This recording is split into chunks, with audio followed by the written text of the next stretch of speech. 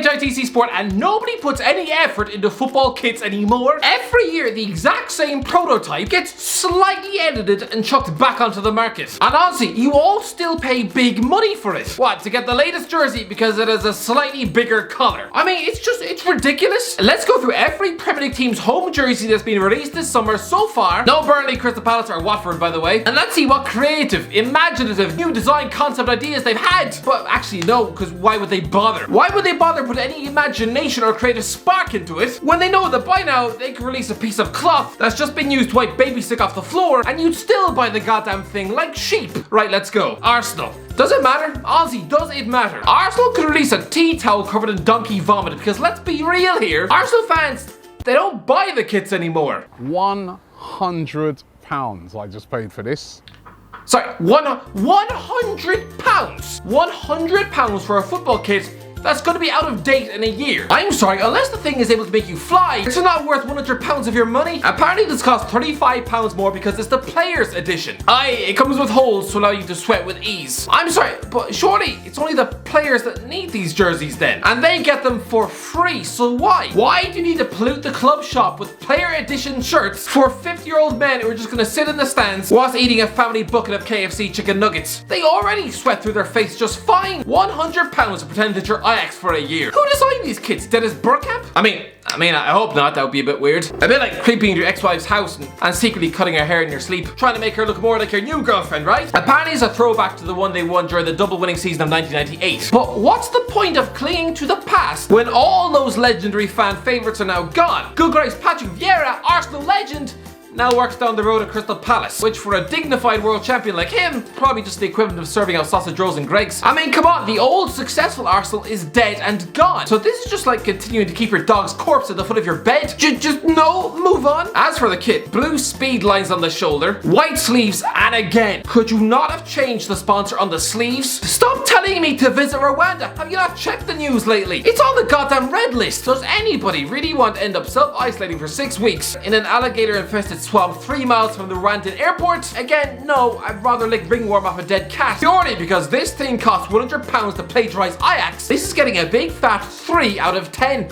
It actually angered me. Aston Villa. Okay, forget what the kit looks like. Aston Villa fans will look at this photograph as if the man in question is posing for them like one of their French girls. The mere sight of Jack Grealish wearing the Aston Villa shirt, don't lie, you probably all just felt your pants tightened just a little bit. Surely he's not gonna sign for Man City now, right? As for the jersey itself, am I the only one who thinks it just looks like a carpet? Again, it's got that weird sponsor above the nipple, which again just looks like two sexually frustrated silhouettes in desperate need of a divorce. Honestly, they look like two people who've seen way too much of each other during lockdown, and it's just a bunch of thin and thick stripes across the kit. And I'm sorry, can anybody really take anyone wearing this seriously when they're sponsored by something called Kazoo? It sounds like a type of children's yogurt pot. Again, the normal kit costs £57, the Pro Edition players cost £90, and I'm sorry, if anybody is stupid enough to pay an extra 33 quid for punctured sweat holes, then you deserve to get hit by a taxi. I'll give this one a pretty meh 5 out of 10. Is anyone really excited to see Ashley Young spend 9 months wearing a Scottish carpet? Brentford. Considering Brentford haven't been in the top flight since 1947, I'm pretty sure the kit designers were under pressure to get this one right. Good Christ, it's like being forced to wait until you're 25 to finally get invited to a house party. You probably don't want to turn up wearing a Tesco's bin bag. Let's be honest, fashion catastrophes can go pretty unnoticed in the lower leagues. Good Christ, Newcastle wore this in the Championship. Looks like the kits were cleaned in a pint of baby sick. But as one of the Premier League big boys now, they know they need to create something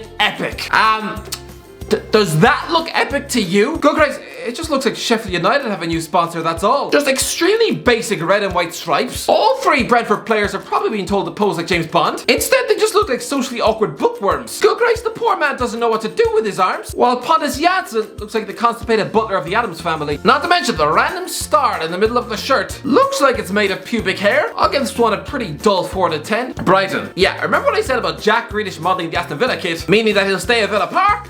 Well, no, because here's Ben White wearing the new Brighton kit for the first time. For the first and last time. Good Christ, I'm pretty sure as soon as this photo was taken, he probably just tossed the thing down the toilet because he's about to become a £50 million Arsenal defender. And considering he fought tooth and nail to make his Leeds loan permanent last summer, then I think it's official. Ben White has about as much respect for Brighton and Hove Albion as Oscar Pistorius does for following bathroom hygiene rules. But anyway, the kit. Considering Brighton are a hipster's choice right now, I was half expecting a tartan sweater vest, complete with a monocle and a cape. But to be fair, this jersey, it's actually nice. Last season's buttoned up jersey with the grid lines, Ozzy just looked like a type of school uniform. All Neil Maupay needed was a school bag and a pencil case, and he looked like he was late for his French exam. But this one, a nice white V-neck, equal symmetric lines. Yes, the fact you randomly have the word Snickers on the shoulder clearly just feels like you're catering to the fans who eat their feelings, but otherwise, yeah, nice kit. I'll give it a solid 8 out of 10. Chelsea. Okay, Chelsea fans probably already feel like stomaching vomit in their throat every time they lay their eyes on their new jersey. Probably because the only time they've worn it,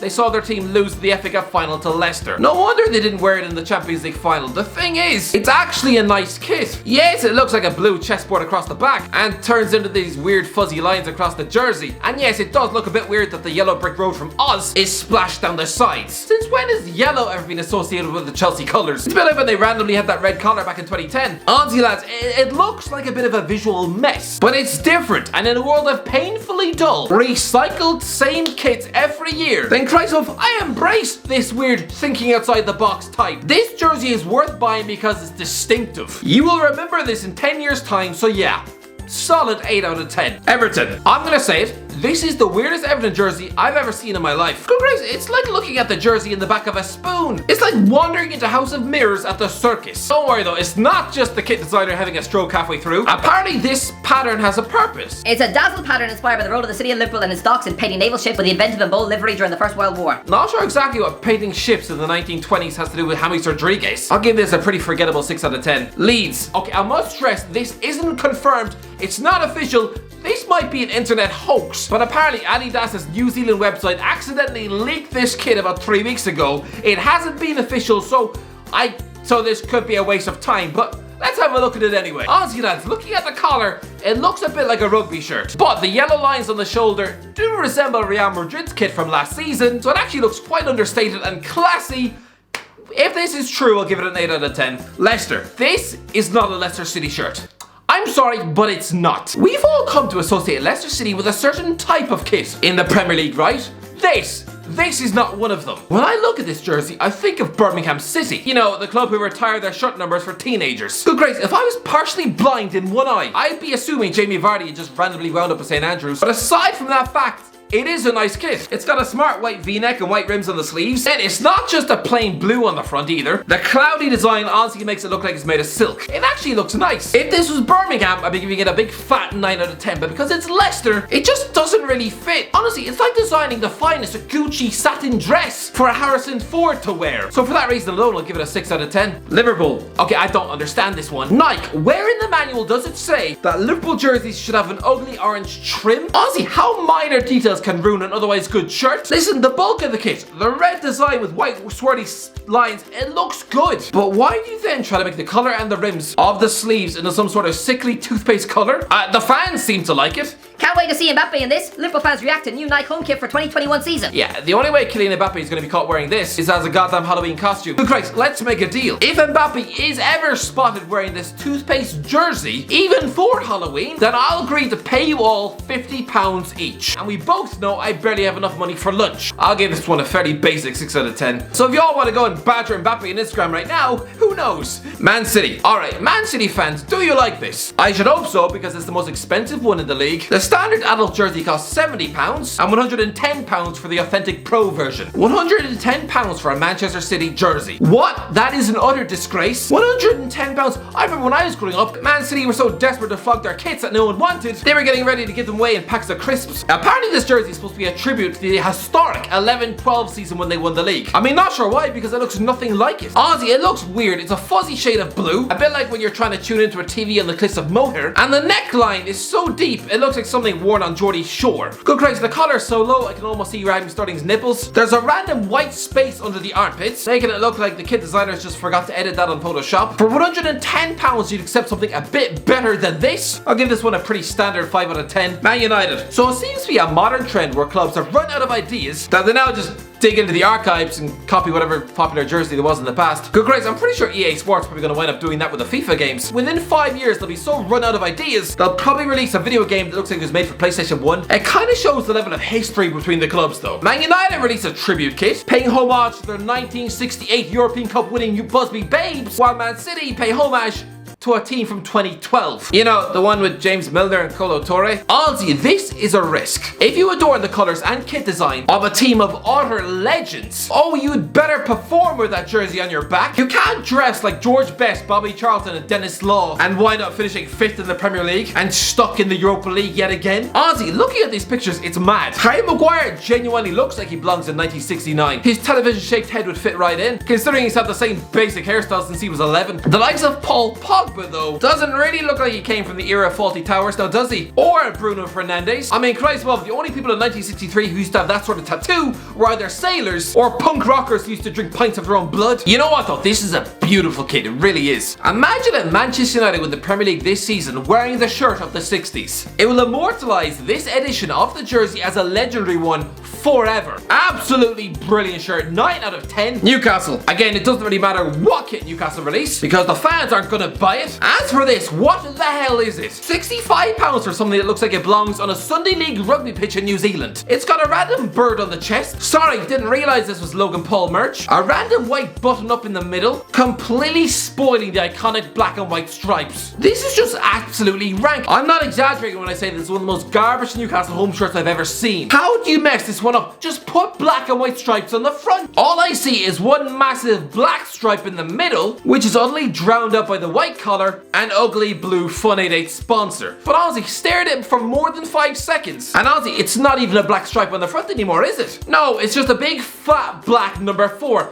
Once you see it, you'll never unsee it. How do you mess this up? Honestly, 2 out of 10. Makes me sick out of my nose. Norwich. At first glance, the Norwich kit looks like the same as all the other ones, right? But then look at the sleeves. If this was a Brazil shirt, you'd all be frothing at the mouth. Honestly, imagine Neymar wearing this thing. You'd all be rushing on to buy it for the next World Cup. I'm sorry, but the stripes, especially on the full sleeve, look utterly world class. It's got a Jungle Book vibe. Well done, lads. 8 out of 10. Honestly, I'm gonna think about those sleeves later in the bath tonight. And don't even try and stop me. Southampton. How is that a collar? It's laughably big. Look at that collar. It looks like something that might be worn by Pennywise the Clown. It's so out of proportion with the rest of the kit. What can you say about the rest of it? It's red and white stripes, a weird greyish pattern on the white, and a bling type B on the sponsor. Something that looks like it was pulled straight out of a Snoop Dogg video. I gave it a pretty boring 5 out of 10. Tottenham. Pretty bold move to have Harry Kane model the kit, considering the man is so desperate to leave. It's a bit like agreeing to go on a vacation with the wife you're trying to divorce. What do you want me to say? There's a white kit, clearly no creative brain went into it. Solid 6 out of 10. West Ham. It's inspired by the jersey from the past, the Frank Lampard era of the late 90s, a journey which ended up in setting all your players on relegation. I don't know, 6 out of 10. Wolves. Oh, look at that. A random castor bird has invaded the Wolves kit too. Other than that rude interruption, it's alright. It's a standard orange kit, which we will all forget about within 6 minutes of this season ending. 4 out of 10. Anyway, that's it. Let me know in the comments below. What do you think? What do you think about these jerseys? Let me know. Do you like them? Are you gonna go buy them? Let me know in the comment section below. If you enjoyed the video, don't forget to subscribe. And as always, I'll talk to you in a while.